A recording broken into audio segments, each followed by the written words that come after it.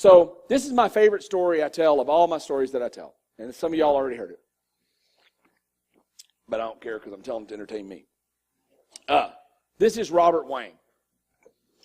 He is the smartest man I've ever met in my life, bar none.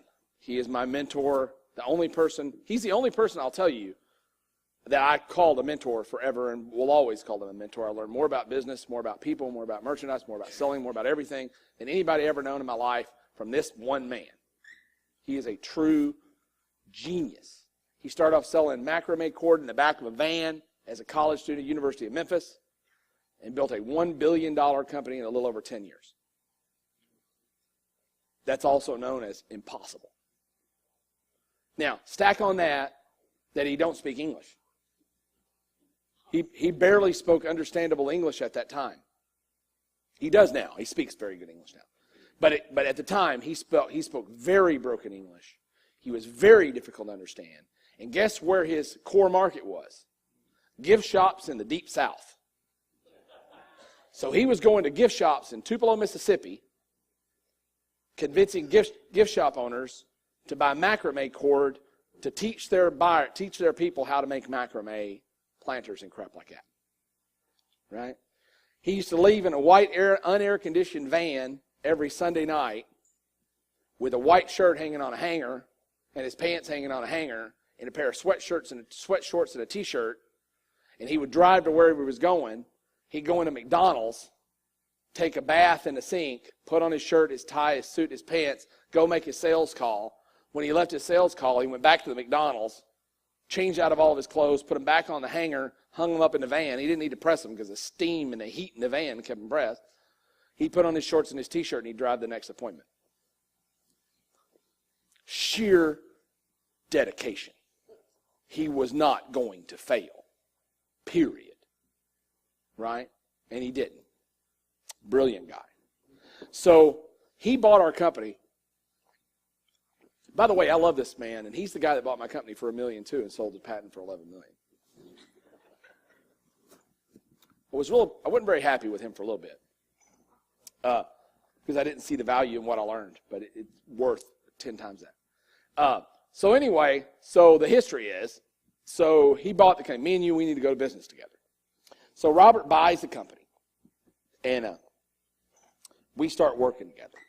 And Robert immediately makes me like his right-hand man. He just saw, you're an ideas guy. You're so smart. People have been working for him 20 years. He puts my office inside his office. Pissed off everybody that worked in the company. They instantly all hated my guts with a red-hot screaming passion. First meeting we ever had was about, we had a meeting. First meeting I go to, he says, Perry, hurry up, get here. Big meeting. I said, okay. So I come in.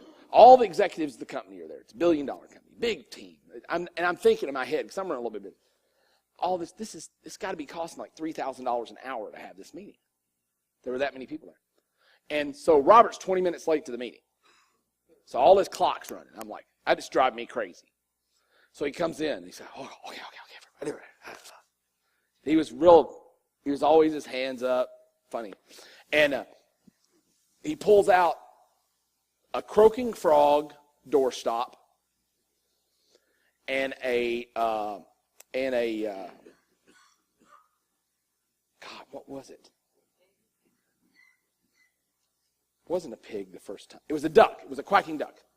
A croaking frog and a quacking duck doorstop. And the meeting was about whether we were going to market the quacking duck or the croaking frog. And the meeting lasted approximately 3 hours. Right? Which one did we pick? No, which one did we pick? We picked one. How do y'all know that? Because we sold $600 million worth of them.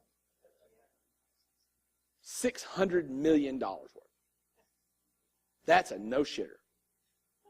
We sold $25 million worth of them to Cracker Barrel. One account. Right? They sold $600 million worth of that piece over about 3 years. That's when I realized the tchotchke business was a big business. Right? So, anyway, So this is the only man I've ever worked with in my life that really impressed me. So I want to impress him. I broke my back to try to do it. So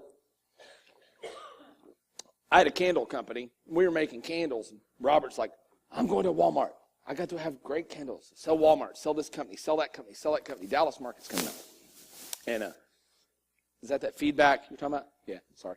And so I keep developing lines of candles and bringing them over to him. And I got a pretty good eye for design, to be a straight guy.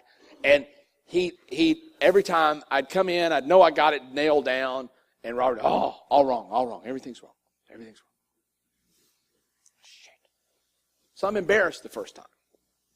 So the next time I come back and I do it again, all wrong. So now I'm a little pissed. Third time, all wrong. The split second. He knew, like they were talking about the conscious competence somebody was talking about earlier. He didn't even know. He didn't have to think about why. He just instantly knew it was all wrong, right? So, which really pissed me off because I didn't think he was giving me the proper time and credence. So I went to New York City on a trip to do a gift show. And I know some of y'all heard this story. Again, I don't care. I'm telling it for my own amusement. So I went to New York City to a show. And while I was there, I went to Bloomingdale's and the biggest department stores, Macy's, and I bought all the candles, the biggest selling. I surveyed every store department manager, home decor department manager, got the best line of candles, came home, scraped the labels off the bottom of them, right out of the Robert Wang handbook, brought them to Robert and said, I've designed the perfect line of candles. This one I can't go wrong with. You're going to love it. And I came in, and I had a big cover over it, a velvet. I went to a fabric store and bought velvet. Right? This is how much I'm trying. I don't try this much to get laid. I'm trying to impress this guy. And I walk in, and I pull it back, and he says, all wrong, Perry, all wrong. And I'm like, aha, I got you. You're wrong, and I'm right. I don't care how long you've been in this business. I've been in it 10 minutes. It don't matter. I know I'm right. I went to Bloomingdale's. I went to Nordstrom. I got all these candles. They all came from there. Look at the bottom of them. They're not even mine. Best-selling candle lines in America. You're wrong. You need to catch up, buddy. You're in old times. You don't know what you're doing. And he puts his hand down in his face. Puts the hand down his head, face down in his hands. And just for a minute, kind of shakes his head like that. And he looks up at me and says, Perry, you don't get it. 2% of people have good taste. I sell everybody else.